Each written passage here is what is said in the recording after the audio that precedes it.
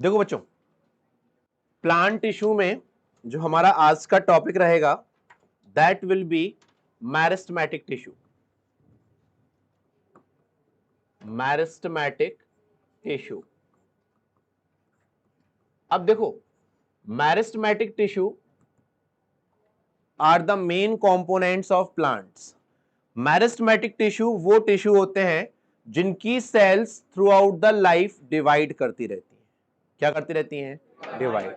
Sales of meristematic tissue divide throughout their life. और यही एक रीजन है जिसकी वजह से प्लांट्स की एज ज्यादा होती है in comparison to animals. Clear ये पॉइंट? अब जो सेल्स डिवाइड करती हैं उन सेल्स को हम एक नाम देते हैं, that is called undifferentiated cells. क्या कहलाती हैं? तो मैरिस्टेमेटिक टिश्यू में जो सेल्स होती हैं बच्चों, they are called undifferentiated cells. क्या कहलाती हैं? क्या कहलाती हैं? Undifferentiated cells. अब अनडिफरेंशिएटेड सेल्स के क्या क्या फीचर्स होते हैं, सुनो ध्यान से। जैसे हम बात करें, ये सेल्स हैं प्लांट्स की जो मैरिस्टेमेटिक टिश्यू का पार्ट है। अब इन सेल्स में फर्स्ट फीचर, जो सेल वॉल होती है वो थिन होती है। सेल वॉल कैसी होती है? थिन। थिन सेल वॉल का सिंपल सा मतलब है कि इनकी जो सेल वॉल है उसमें सिर्फ प्राइमरी सेल वॉल होती है, सेकेंडरी और टर्शरी सेल वॉल नहीं होती। समझ में आई मेरी बात? जिस दिन प्लांट सेल की सेल वॉल प्राइमरी से सेकेंडरी या टर्शरी हो गई, वो अनडिफरेंशिएटेड नहीं रहेगी, वो डिवाइड नहीं करेगी। Understood this thing? तो सेल वॉल थिन होने का मतलब है कि जो नई सेल वॉल बन रही थी वो अभी किस फॉर्म में है? Primary cell wall. और हमने पढ़ रखा है सेल बायो में कि प्राइमरी सेल वॉल होती है लिविंग। कैसी होती है? लिविंग। क्लियर ये पॉइंट? सेकेंड पॉइंट सुनो, जो अनडिफरेंशिएटेड सेल्स होती हैं उनके साइटोप्लाज्म में बहुत सारा फूड मटेरियल प्रेजेंट होता है। They contain a large amount of reserved food. They contain a large amount of food. ज्यादा होने का बेनिफिट क्या है? सेल को कंटिन्यूअसली डिवाइड करना है, और जब सेल को कंटिन्यूअसली डिवाइड करना है तो उसको एनर्जी चाहिए। एनर्जी किससे मिलेगी? फूड से। किससे मिलेगी? थर्ड पॉइंट, जो सेल्स अनडिफरेंशिएटेड होती हैं या मैरिस्टेमेटिक होती हैं उनमें प्रोमिनेंट न्यूक्लियस प्रेजेंट होता है। न्यूक्लियस कैसा होता है? प्रोमिनेंट। प्रोमिनेंट का मतलब वेल डेवलप्ड, और प्रोमिनेंट का मतलब कि वो न्यूक्लियस कंटिन्यूअसली डिवीजन में इन्वॉल्व है। कंटिन्यूअसली क्या है? डिवीजन में इन्वॉल्व। तो न्यूक्लियस होता है प्रोमिनेंट। कैसा होता है? फोर्थ पॉइंट सुनो, जो अनडिफरेंशिएटेड सेल्स होती हैं या मैरिस्टेमेटिक टिश्यू की सेल्स होती हैं वो कंटिन्यूअसली डिवाइड करती हैं, तो उनके बीच में इंटरसेलुलर स्पेस, सेल्स के बीच के स्पेस को हम क्या बोलते हैं? Intercellular space. या तो होता ही नहीं है, और अगर होता भी है तो बहुत कम होता है। क्लियर ये पॉइंट? पहला फीचर, दे कंटेन या they are characterized by thin cell wall. Clear? और उसके भी पहले हमें मेंशन करना है कि मैरिस्टेमेटिक टिश्यू की जो सेल्स होती हैं वो कैसी होती हैं? अनडिफरेंशिएटेड। ये खाओ, ये अच्छा लगता है टेस्ट में। घर वाले खाना तो देते ही नहीं है अपन को। अनडिफरेंशिएटेड सेल्स, ठीक है? और उसकी सेल वॉल कैसी होती है? थिन। कैसी होती है? Second important point, they contain reserved food. They contain reserved food. Third important point, nucleus कैसा होता है? प्रोमिनेंट का मतलब वो कंटिन्यूअसली डिवाइड कर रहा है, वेल डेवलप्ड है। यस और no? Fourth point, intercellular space या तो एब्सेंट होता है, और अगर होता भी है तो बहुत कम होता है। फिफ्थ पॉइंट, जो सेल्स कंटिन्यूअसली डिवाइड करती हैं उनमें वैक्यूल्स छोटी साइज की होती हैं। हमने पढ़ रखा है प्लांट सेल में एक सिंगल लार्ज साइज्ड वैक्यूल होती है, और अगर हम प्रैक्टिकल पॉइंट ऑफ व्यू से बात करें तो प्लांट सेल का 90% पार्ट वैक्यूल से कवर होता है। कितना परसेंट पार्ट? ये उस सेल की हम बात कर रहे हैं जो मैच्योर है, परमानेंट है। मेरिस्टेमेटिक टिश्यू में वैक्यूल्स का साइज कैसा होता है? स्मॉल। वैक्यूल का साइज बढ़ना रिप्रेजेंट करता है कि सेल अब डिवीजन से परमानेंट की तरफ मूव कर रही है, मेरिस्टेमेटिक से परमानेंट की तरफ मूव कर रही है। समझ में आ रही है मेरी बात? तो यहां पर जो वैक्यूल्स का साइज होता है वो कैसा होता है? स्मॉल होता है।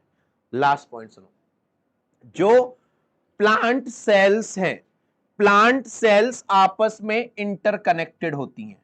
कैसी होती हैं आपस में? इन प्लांट सेल्स के बीच के कनेक्शन को हम नाम देते हैं cell junction. What it called? क्या कहते हैं? जो मेरिस्टेमेटिक सेल्स होती हैं उनमें नंबर ऑफ सेल जंक्शंस बहुत ज्यादा होते हैं, सो दैट अगर एक सेल को न्यूट्रिशन चाहिए तो वो दूसरी सेल दे देगी, दूसरे को चाहिए तो तीसरी दे देगी। मतलब क्या कम नहीं होना चाहिए? Reserved food. क्या कम नहीं होना चाहिए? तो ये सारे फीचर्स होते हैं उन सेल्स में जिनको हम क्या नाम देते हैं? और ये किसका पार्ट होते हैं? किसका पार्ट होते हैं? क्लियर ये पॉइंट? लिखो हेडिंग। हाँ बोलो। प्लांट्स में भी होता है, बिल्कुल होता है। प्लांट्स भी एक टाइम के बाद तो प्लांट्स की भी डेथ होती है, बट एनिमल्स के कंपैरिजन में लाइफ ज्यादा होती है। समझ में आ रही है मेरी बात? बट लिखो हेडिंग मेरिस्टेमेटिक टिश्यू। लिखो first point, the cells of meristematic tissue, the cells of meristematic tissue, the cells of meristematic tissue continuously divide. Cells of meristematic tissue continuously divide and are said to be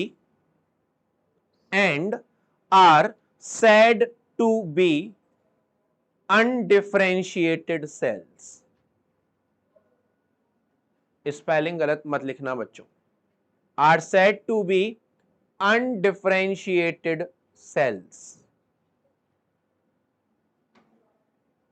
clear ये point? Next point लिखो, cells of meristematic tissue, cells of meristematic tissue, cells of meristematic tissue are characterized by, cells of meristematic tissue are characterized by following features, are characterized by following features. पहला लिखो following features. First लिखो इसमें, cells contain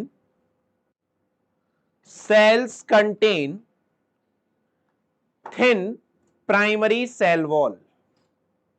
Cells contain thin primary cell wall. Cells contain thin primary cell wall. Second point लिखो, intercellular space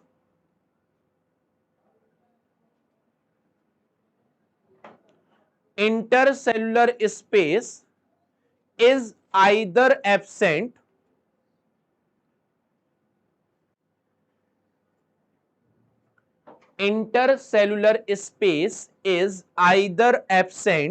or of small size,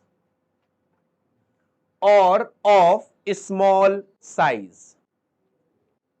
next लिखो, cells contain prominent nucleus,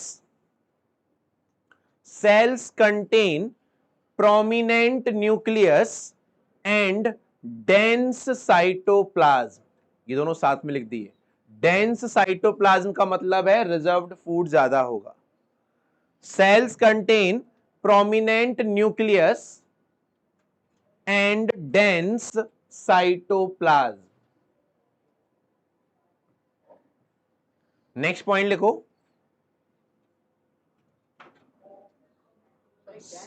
cytoplasm, ये लिखा है cytoplasm. Next point लिखो,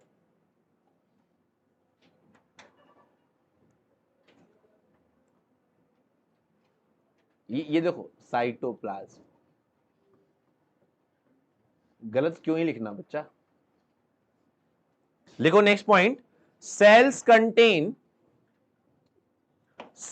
contain a large number of cells contain a large number of cell junctions, cell contain a large number of cell junctions।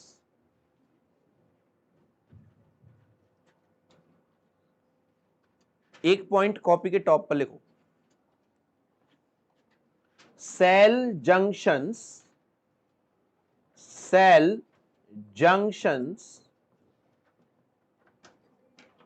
are known as plasmodesmata। cell junctions are known as plasmodesmata।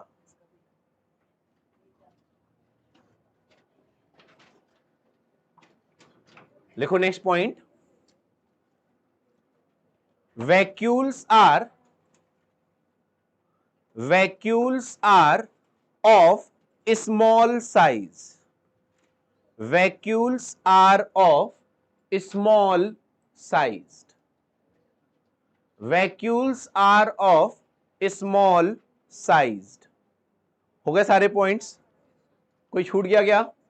Cell wall लिख लिया हमने, ठीक है। Intercellular space, okay. Dense cytoplasm, prominent nucleus, reserved food material और cell junction. Reserve food नहीं हुआ, फिर भी सेपरेटली लिख लो एक point. Sales contain reserved food material, cells contain reserved food material, cells contain reserved food material, cells contain reserved food material। Clear ये point? तो these are the features of meristematic tissue cells, जिन cells को हम क्या बोलते हैं, क्या बोलते हैं? क्लियर ये पॉइंट? हाँ वैक्यूल 90% होता तो प्लास्टिड को सबसे बड़ा क्यों कहते हैं? ना ना ना ना, plastid is a cell organelle, vacuole is not a cell organelle, जो गलत लिखा होता है बुक्स में। बुक्स में लिखा होता है nucleus is a cell organelle, nucleus भी सेल ऑर्गेनेल नहीं होता। सेल ऑर्गेनेल होते हैं प्लास्टिड, माइटोकॉन्ड्रिया, इसलिए वो लार्जेस्ट होता है। समझ में आई मेरी बात? अगर हम प्लास्टिड को वैक्यूल को सेल ऑर्गेनेल बोलेंगे तो सिर्फ प्लांट सेल में ही तुम उसको लार्जेस्ट बोल सकते हो, एनिमल में थोड़ा ना होगा। समझ में आ रही है मेरी बात? और जो भी चीज लार्जेस्ट होगी तो वो पूरा ओवरऑल लार्जेस्ट होगी, ना कि अलग अलग। अंडरस्टूड? तो vacuole is not a cell organelle. Okay, चलो अब देखो, जब हम बात करते हैं मेरिस्टेमेटिक टिश्यू की, किसकी बात करते हैं? Plants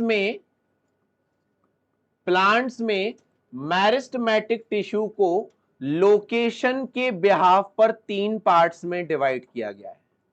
one is called apical, intercalary and lateral. इन तीनों को समझो। देखो, जैसे हम बात करें, यहां पर समझो बच्चों, ये स्टेम ग्रो कर रहा है, ठीक है। यहां पर नीचे की तरफ क्या ग्रो कर रही है? रूट। ये है स्टेम या फिर क्या बोलते हैं इसको हम? शूट। और ये क्या है? रूट। ठीक है। अब स्टेम के टिप का ग्रो करना और रूट के टिप का ग्रो करना, इन दोनों के टिप्स पर प्रेजेंट होता है एपिकल मेरिस्टेम। यस और नो?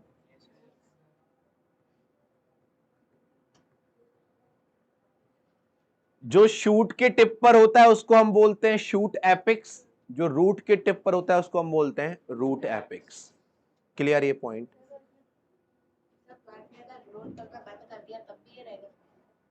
देखो, प्लांट्स ग्रोथ करना बंद कर देता ही नहीं है कभी। प्लांट्स में ग्रोथ होती ही रहती है अनटिल अनलेस उसकी डेथ नहीं हो जाती तब तक। समझ रहे हो? सिर्फ एक्टिविटी थोड़ी सी कम हो जाएगी, टिश्यू रहेगा हमेशा। क्लियर? अब देखो, जैसे समझना मेरी बात को, ये प्लांट का स्टेम, ठीक है, एक टाइम पर, अब स्टेम की लेंथ इतनी हो गई, अब स्टेम की लेंथ इतनी हो गई, तो जब स्टेम की लेंथ ये थी, फिर ये हुई, ठीक है, यहां पर जब स्टेम के कौन सा मेरिस्टेम था? एपिकल। कौन सा था? जब ये यहां से यहां ग्रो कर गया तो यहां पर कुछ सेल्स छूट जाती हैं मेरिस्टेमेटिक टिश्यू की, यहां पर कुछ सेल्स छूट जाएंगी, किसकी? एपिकल मेरिस्टेम की। किसकी? Apical meristem. किसकी? यस और नो? और इन्हीं एपिकल मेरिस्टेम की छूटी हुई सेल से ब्रांचेस निकलती हैं। क्या निकलती हैं? और इसी मेरिस्टेमेटिक टिश्यू को हम नाम देते हैं इंटरकैलरी। क्या नाम देते हैं? देखो, पहले यहां था एपिकल मेरिस्टेम, वो ग्रो किया, एपिकल मेरिस्टेम यहां पहुंच गया, यहां पर है परमानेंट टिश्यू, यहां पर भी है परमानेंट टिश्यू। तो इंटरकैलरी जो मेरिस्टेमेटिक टिश्यू होता है वो दो परमानेंट टिश्यू के बीच में होता है। समझ में आई मेरी बात? जिससे क्या निकलती हैं? ब्रांचेस। जिससे क्या निकलते हैं? फ्लावर्स। जिससे क्या निकलती हैं? लीव्स। समझ में आ रही है मेरी बात? उसको हम क्या बोलते हैं? Intercalary meristem. इसको एक और तरीके से समझो। देखो, जैसे ये ग्रासेस प्रेजेंट है, यस और नो? ठीक है। अब जो ग्रेजीवोर्स होते हैं, जो हर्बीवोर्स होते हैं, वो ग्रासेस खाते हैं। अब जब वो ग्रास खाएंगे तो ऐसा तो है नहीं कि जमीन से उखाड़ के खाते हैं, नहीं, यस और नो? उन्होंने इतना पार्ट खाया। समझ में आ रही है मेरी बात? अब ये पार्ट इतना बचा, यस और नो? मेरी बात समझ में आ रही है? जब उन्होंने ऊपर वाला इतना पार्ट खा लिया, मतलब एपिकल मेरिस्टेम गायब हो गया, यस और नो? अगर एपिकल मेरिस्टेम गायब हो गया और यहां कोई मेरिस्टेमेटिक टिश्यू नहीं बचा, तो ग्रासेस वापस कैसे ऐसी हो जाती हैं?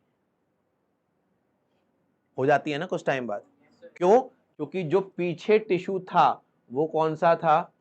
इंटरकैलरी, जो फिर से ग्रो कर गया। वो एपिकल हो गया। ऑब्वियस सी बात है, एपिकल जब डिस्ट्रॉय होगा तो उसका कोई प्लेस तो लेगा ना, तो वो कौन सा टिश्यू है? इंटरकैलरी। तो जो पीछे सेल्स रह जाती हैं एपिकल मेरिस्टेमेटिक टिश्यू की, उन्हीं को हम क्या नाम देते हैं? इंटरकैलरी। क्या नाम देते हैं? अंडरस्टूड? और इंटरकैलरी मतलब कहां प्रेजेंट होता है? In between two permanent tissue. In between two permanent tissue. घर ले जाना अपनी ग्राफ को उठा के, गधे। जब खत्म ही हो जाएगा मेरिस्टेमेटिक टिश्यू, फिर बचेगा क्या उसमें? क्यों होगा ग्रो? और ऑब्वियस ही बात है, यहां से स्टार्ट हुआ होगा ना ग्रास ग्रो करना, तो यहां पर भी इंटरकैलरी होगा, यहां पर भी होगा, यहां पर भी, हर जगह होगा। तभी तो मैंने बोला ना, अगर उसने सॉइल्स के नीचे से निकाल लिया फिर तो खत्म ही हो गया ना, और कहीं से भी कट हुआ हो वो फिर से क्या हो जाएगा? ग्रो कर जाएगा। अंडरस्टूड? तो जब एपिकल मेरिस्टेम हमने हटा ही दिया तो फिर ऐसा कौन सा टिश्यू बचा जो ग्रो कर रहा है? That is intercalary. ठीक है। अब देखो, चाहे एपिकल मेरिस्टेम हो चाहे इंटरकैलरी मेरिस्टेम हो, ये हमेशा हमेशा और हमेशा प्लांट्स की लेंथ बढ़ाते हैं। क्या बढ़ाते हैं? लेंथ। यस और नो? और जब प्लांट्स में उनकी लेंथ इंक्रीज होती है तो उस ग्रोथ को हम नाम देते हैं प्राइमरी ग्रोथ। क्या नाम देते हैं? क्या नाम देते हैं? क्लियर ये पॉइंट? अब देखो, ये एक प्लांट जिसकी लेंथ इंक्रीज हो गई, ठीक है। अब प्लांट्स में कुछ ऐसे टिश्यू भी प्रेजेंट होते हैं जो प्लांट्स की थिकनेस इंक्रीज करते हैं। क्या इंक्रीज करते हैं? साइड वाइज क्या बढ़ जाती है? थिकनेस। और साइड में ग्रो करने वाले टिश्यू को ही हम बोलते हैं लेटरल मेरिस्टेम। क्या बोलते हैं? तो जो टिश्यू प्लांट्स की थिकनेस, प्लांट्स की विड्थ, प्लांट्स की गर्थ बढ़ाने के लिए रिस्पॉन्सिबल होता है, that is called lateral meristem. Clear ये पॉइंट? बट इसका मतलब ये नहीं है कि लेटरल मेरिस्टेम प्राइमरी ग्रोथ में नहीं होता। प्राइमरी ग्रोथ में भी लेटरल होता है, लेकिन एपिकल और इंटरकैलरी सेकेंडरी ग्रोथ में नहीं होते। समझ में नहीं आया? देखो, जब प्लांट्स की लेंथ बढ़ती है that is called primary growth. अब प्लांट्स की विड्थ बढ़ रही है, it is called secondary growth. ठीक है। जब प्लांट्स की प्राइमरी ग्रोथ हो रही थी तब भी तो लेटरल मेरिस्टेमेटिक टिश्यू प्रेजेंट था। यस और नो? वो बात अलग है कि वो थिकनेस इंक्रीज नहीं कर रहा था बट वो प्रेजेंट था, उसकी भी ग्रोथ हो रही थी बट वो लेंथ बढ़ा रहा था। तो जो लेटरल मेरिस्टेम होता है वो प्राइमरी ग्रोथ में भी इन्वॉल्व होता है और साथ ही साथ किस में इन्वॉल्व होता है? बट जो एपिकल और इंटरकैलरी होते हैं वो सिर्फ और सिर्फ किस में इन्वॉल्व होते हैं? प्राइमरी में। किस में इन्वॉल्व होते हैं? तो एपिकल पाया जाता है रूट और शूट के एपिक्स पर। इंटरकैलरी कहां होता है? जहां पर पहले एपिकल रहा हो उसकी कुछ सेल्स पीछे रह गई हो। और लेटरल क्या होता है? Side wise. कहां होता है? लेटरल मेरिस्टेमेटिक टिश्यू साइड में कहां होता है? सुनो ध्यान से। हमने ये नाम सुना है? हमने ये नाम सुना है? अच्छा, प्लांट है ये स्टेम, ठीक है। यहां से भी स्टेम है, यहां से भी स्टेम। ये ग्रीन कलर और ये येलो कलर, इधर भी होगा green colour, yellow colour. Yellow lining अंदर है, ग्रीन बाहर है। कौन सा जाइलम है, कौन सा फ्लोएम है? अंदर वाला फ्लोएम, बाहर वाला? अंदर वाला फ्लोएम, बाहर वाला? अंदर वाला फ्लोएम, बाहर वाला नहीं होता। बाहर होता है फ्लोएम, अंदर क्या होता है? क्लियर ये पॉइंट?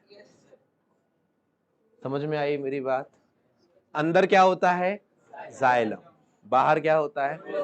और जाइलम और फ्लोएम के बीच में ही लेटरल मेरिस्टेमेटिक टिश्यू होता है जिसको हम नाम देते हैं कैम्बियम। क्या नाम देते हैं? क्या नाम देते हैं? अगर हमने बचपन में पढ़ाई की हो तो हमने दो टाइप के प्लांट्स पढ़े हैं, एक मोनोकॉट एक डाइकॉट। सिर्फ नाम ही सुना है बस हमने, पढ़ा है? खड़े हो। मोनोकॉट प्लांट थिन होते हैं। कैसे होते हैं? Thin, slim trim. Dicot thick होते हैं, जैसे मैंगो ट्री डाइकॉट का एग्जाम्पल है, ठीक है। जो भी फील्ड में ग्रो होते हैं, वीट, राइस, मेज, ये सब मोनोकॉट के एग्जाम्पल है। समझ में आ रही है मेरी बात? ठीक है। बैम्बू भी मोनोकॉट में आता है। तो जो मोनोकॉट होते हैं उनमें थिकनेस इंक्रीज नहीं होती, जो डाइकॉट होते हैं उनमें थिकनेस इंक्रीज होती है। मतलब डाइकॉट में कैम्बियम प्रेजेंट होता है, मोनोकॉट में कैम्बियम प्रेजेंट नहीं होता। समझ में आई मेरी बात? तो जो थिन प्लांट्स होते हैं, मोनोकॉट प्लांट्स होते हैं, वो सिर्फ लेंथ में इंक्रीज होते हैं, थिकनेस में इंक्रीज नहीं होते, क्योंकि उनमें कैम्बियम नहीं होता। कैम्बियम मतलब लेटरल मेरिस्टेम। क्लियर ये पॉइंट? किस किस के बीच में होती है? जाइलम और जाइलम प्लांट के अंदर, फ्लोएम याद रहेगा ये।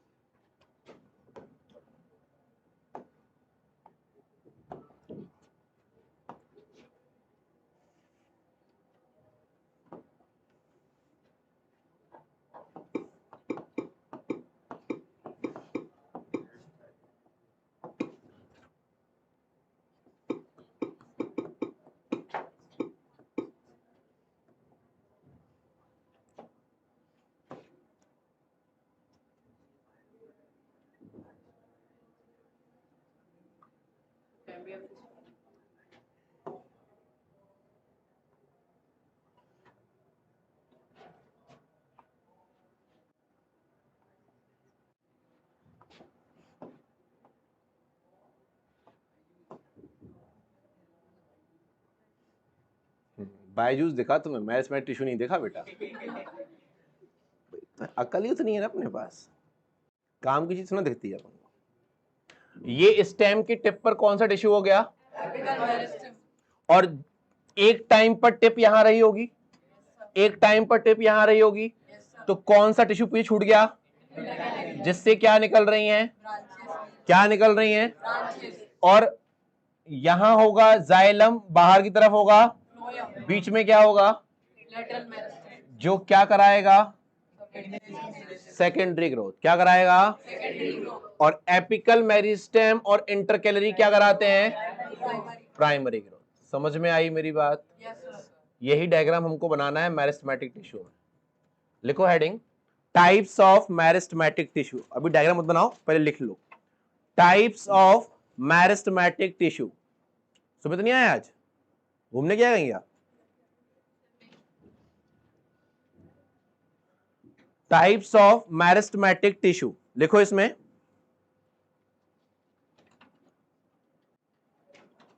On the basis of location, on the basis of location, meristematic tissue is classified on the basis of location. Meristematic tissue is classified into three types. Into three types. First लिखो apical meristem. First लिखो apical meristem, इसके बारे में लिखो।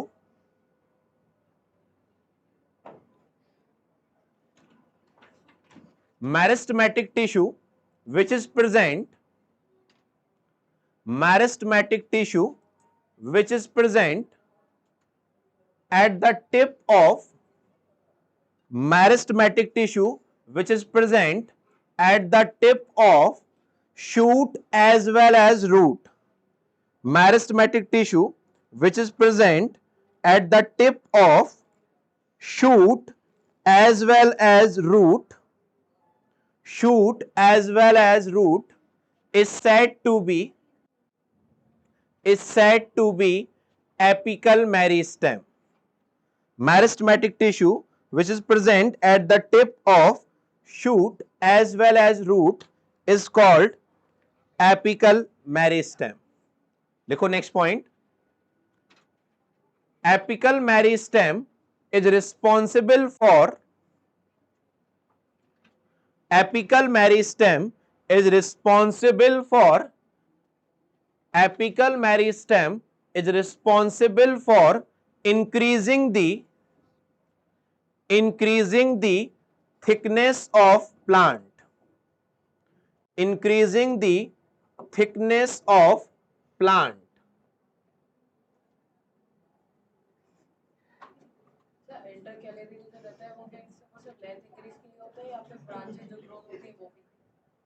दोनों के लिए। अब खुश? नहीं, ये हमने अपने लिए किया हुआ, तुम लोगों के लिए नहीं किया, परेशान मत लो। नहीं, उसके एडवर्टाइजमेंट से कोई प्रॉब्लम नहीं है, अच्छी चीज है ना, पढ़ाई में क्या प्रॉब्लम है, ठीक है। बट वो जब चैनल पे जाता है ना वीडियो, तो वो कॉपीराइट हो जाता है, इस वजह से नहीं, वो नहीं करेंगे। अभी बात करते हैं अपन उस पर भी। लिख लिया? लिखो next heading, intercalary meristem. Intercalary meristem,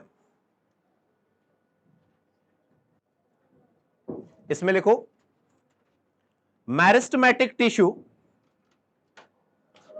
मैरिस्टमैटिक tissue, meristematic tissue which is present, meristematic tissue which is present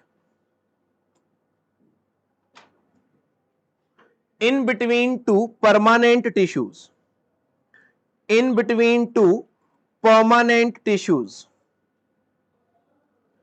in between two permanent tissues is called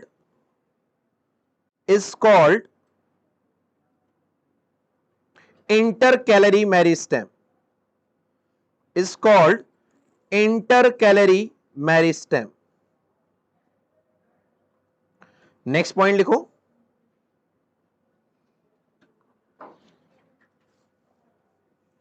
when apical meristem grow, when apical meristem grow, when apical meristem grow, then some cells of it are left behind, some cells of it are left behind, which are responsible for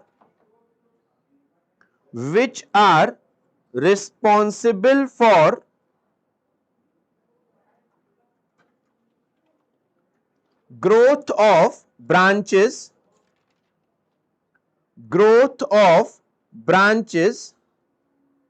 as well as growth of branches as well as flowers, as well as flowers. Clear ये point? लिखो next point, intercalary meristem, intercalary meristem is also responsible for, intercalary meristem is also responsible for primary growth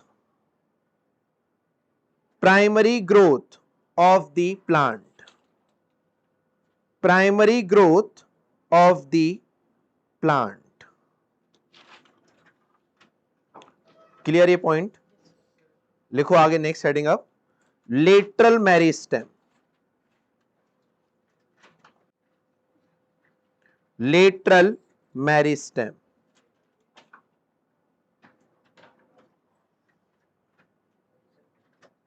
इसमें लिखो meristematic tissue, meristematic tissue which is responsible for, meristematic tissue which is responsible for increasing the thickness of plant, increasing the thickness of plant, is said to be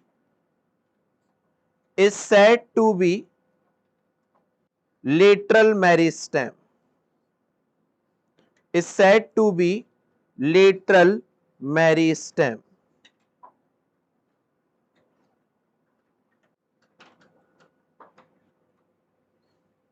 clear ये point? लिखो इसमें next point, lateral meristem,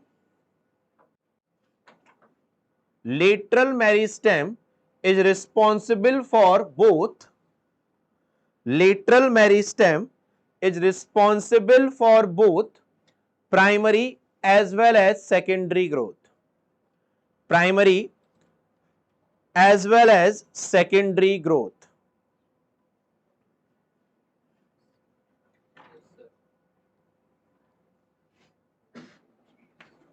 इस diagram को बना लो, फिर अपन आगे continue करेंगे.